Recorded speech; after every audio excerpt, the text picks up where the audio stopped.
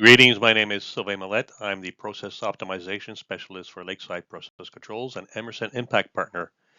This episode, we'll be talking about how to use Tuner for integrating processes. Today, we'll cover how to read in DAT files from Collect. We're going to review how to window the bumps, identify the bumps, review the bump summary, calculate the tuning parameters, and how to save your workspace. And we'll also talk about the tuning manager as well. So to read in the DAT file, very simple. You go, obviously, File, Open, and you got two variables. You got open the output and the PV. So here we're going to read in the output, and then for the second variable, we're going to read in the PV. Next thing we're going to do is we're going to validate the ranges. Typically, if everything's all set up properly, so you go validate, and there you got your bumps. So you can see here it's kind of a wide time scale. So what we're going to do is we're going to kind of zoom in a little bit. So we're going to adjust the X scale.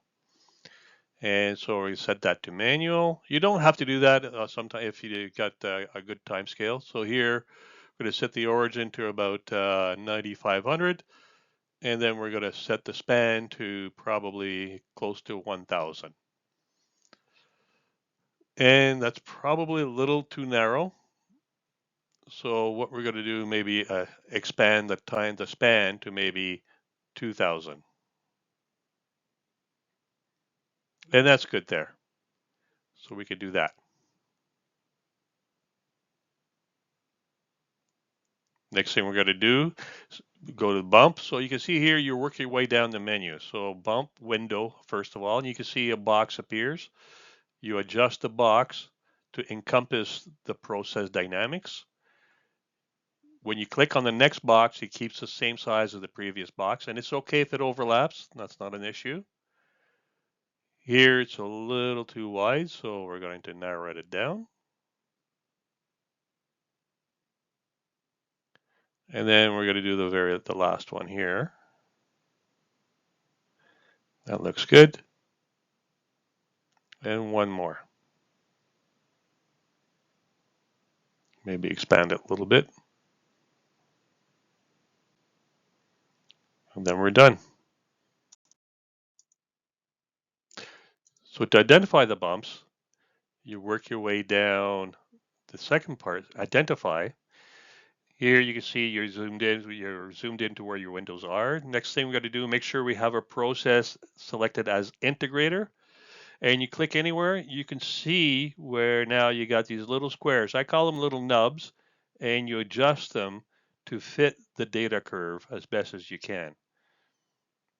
And once you're happy with that, you click register. Next thing, you click anywhere on the space, adjust the nubs to fit the curve. Once you're happy with that, you click on register. Same thing, next one.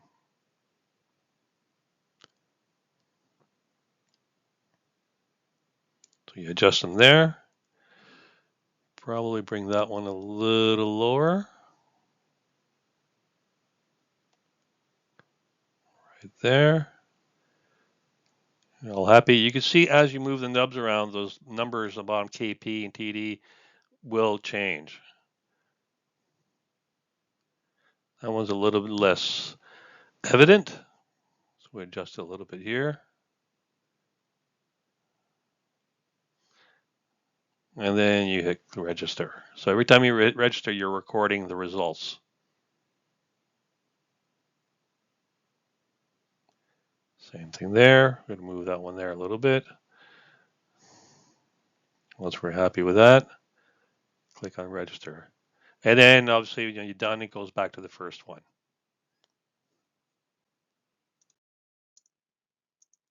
Next thing we want to do is go to the bump summary.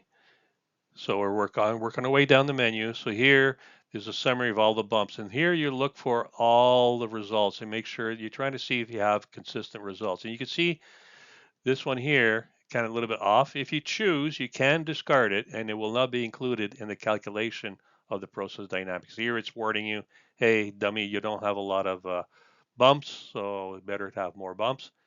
And once you discard it, then it recalculates all the average and so forth.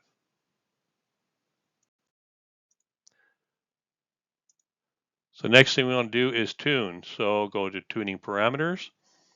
So here you got types of processes. You don't have to include that, but you can select the type of process and it'll compare to what it should be. And you can see here the results are kind of pulp and paper based, being the origin of NTEC.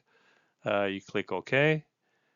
You can see the parameters are there. Now they're in percent of span. Actuator that can impact on your ability to, on your tuning calculation. Here we're going to say it's a pneumatic actuator and it's average. And so we're happy. Controller, if you're using 𝗪𝗕𝗦, obviously you would choose a 𝗪𝗕𝗦 controller, but there are other controllers out there because they use different units and different forms of PID, so it takes that into account. Next thing you do, you go accept. It says, hey, your process dynamics are not within what we think it should be. Not a big deal. I mean, it just kind of warns you. That's all it does. Then that bottom right-hand corner, you can see there's a sort of a guideline of how to choose lambda and what the considerations are. If you want to minimize set point resonance, lambda should be between that. So you, again, guidelines for choosing lambda. It'll warn you if it doesn't like it.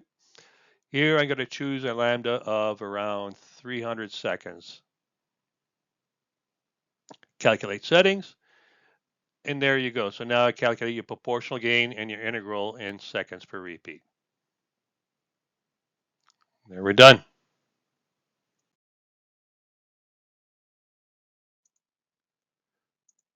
Next thing, go tuning summary. So here you would enter your name. It already has the time and the date and so forth. You enter the as found tuning. You got the as left tuning. Everything's good.